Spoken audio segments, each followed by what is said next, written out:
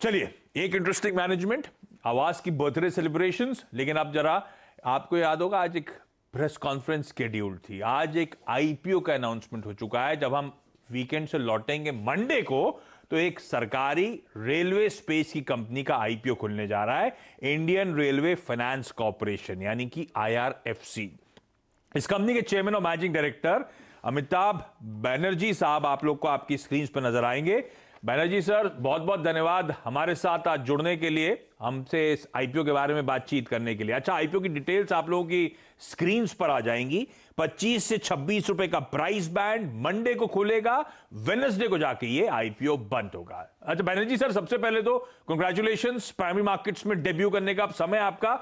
हमें जरा इस कंपनी के बारे में समझाएं, इस कंपनी के ग्रोथ प्रोस्पेक्ट्स के बारे में बताएं, क्योंकि शायद रेलवे आपका इकलौता क्लाइंट है, और किस तरह के करंट एयूएम्स हैं सर। देखिए, हमारा जो है we are an NBFC, yes, non banking finance company. We are non deposit taking systemically important NBFC under the aegis of RBI हम लोग काम करते हैं।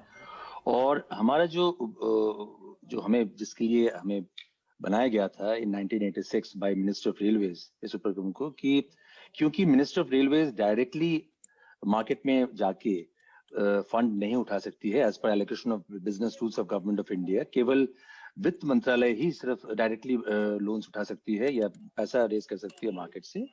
बाकी किसी मिनिस्ट्री का अधिकार नहीं है कि डायरेक्टली वो करें। तो इसीलिए इस उपक्रम को बनाया गया था कि हम लोग फाइनेंस करेंगे जितने भी इंफ्रास्ट्रक्चर प्रोजेक्ट्स है रेलवे के, including acquisition of rolling stock, मतलब ट्रेन सेट्स हैं, फ्रेट वैगन्स हैं, पैसेंजर कोचेस हैं, लोकोमोटिव्स हैं, ट्रैक मशीन्स हैं। तो ये सब जो इतने भारी लागत वाले जो एक्सपेंडिचर होते हैं, कैपेक्स रिक्वायरमेंट्स होते हैं इंडियन रेलवेज के, उसको एक तो उनके लिए बजटरी सपोर्ट एलोकेट किया जाता है हर साल गवर्नमेंट ऑफ इंडिया के द्वारा, और जो बाकी जो बच जाता है, जो गैप फंडिंग होती है, वो हम लोग करते हैं। इंडियन रेलवेज का फाइनेंस आर्म है, ये फाइनेंशियल रिसोर्सेज रेज करता है इंडियन रेलवेज की एक्सपेंशन के लिए और इंडियन रेलवेज की जो रनिंग है उसके लिए। तो कैपिटल मार्केट्स के थ्रू बाकी अन्य जगहों से बोरोइंग्स करना, ये इस कंपनी का काम है। अमिताभ बनर्जी साहब, एवरेज नेट इंटरेस्ट मार्जिन किस तरह के कमांड करते हैं, क्या कॉस्ट ऑफ फंडिंग है आप लोगों की?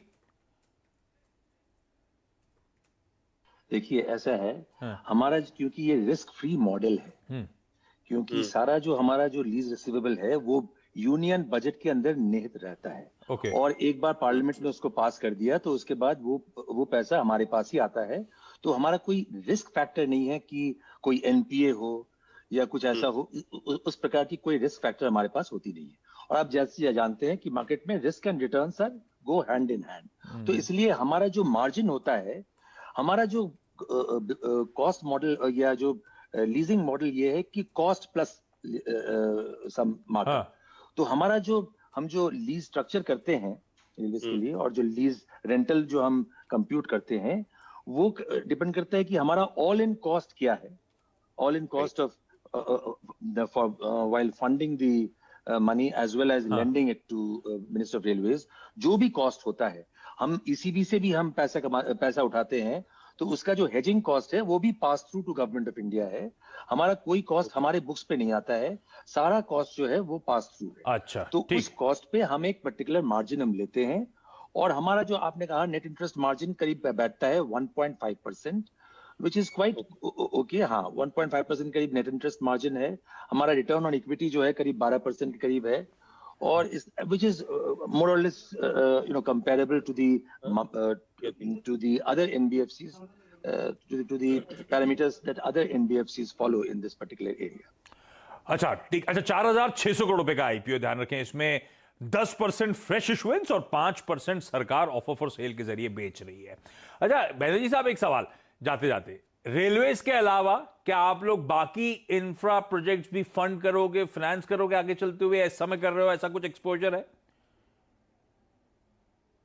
देखिए, अभी तक जहां तक अभी जो हमारा memorandum and articles of association है, जो मैंडेट जो दे देती है हमें कि हम लोग फाइनेंस उन सारे प्रोजेक्ट्स को कर सकते हैं जिनका बैकवर्ड या फॉरवर्ड लिंकेज है इंडियन रेलवेज के साथ। जैसे अगर पोर्ट कनेक्टिविटी प्रोजेक्ट मैं फाइनेंस कर सकता हूं, अगर वो पोर्ट कनेक्टिविटी प्रोजेक्ट जो है it is to Indian railways और टू सब multi modal logistics parks, that also I can finance, because if it is augmenting the carrying capacity of Indian railways, तो इंडियन रेलवेज की बढ़ोतरी के लिए अगर दूसरे क्षेत्र में भी कोई इंफ्रास्ट्रक्चर डेवलपमेंट हो रहा है तो उसको भी हम फाइनेंस कर सकते हैं हमारे मैंडेट के अनुसार। ओके, अभी तक सवाल तो रेलवे से जुड़ा जो भी इंफ्रा डेवलपमेंट होगा उन सबको आईआरएफसी कर सकता है फाइनेंस। अमिताभ बैनर्जी साहब, बहुत बहुत धन्यवाद वक्त निकालने के लिए। बेस्ट विशेस, आपके जो आईपीओ की शुरुआत होनी है, प्राइमरी ऑफरिंग की शुरुआत होनी है, उसके लिए। और इस पे मैनेजमेंट से बातचीत होनी थी, तो हमने एक काम करा, ओम कैपिटल राजेश अग्रवाल को फोन करा था, उनसे पूछा कि भाई आईआरएफसी पे आपका कॉल क्या है, तो उनका सब्सक्राइब का कॉल है, थम्स अप आया है, सब्सक्राइब किया जा सकता है। खैर मंडे को खुल रहा है चैनल पे, मंडे तक तो कई बार बातचीत होगी, समझाइश होगी आगे, लेकिन हाँ पहला थम्स अप आ चुका है यहां पे ओम कैपिटल की तरफ से। इस नोट पर एक काम करता हूं, क्विकली छोटा सा ब्रेक के उस पार एक क्विक मार्केट चेक।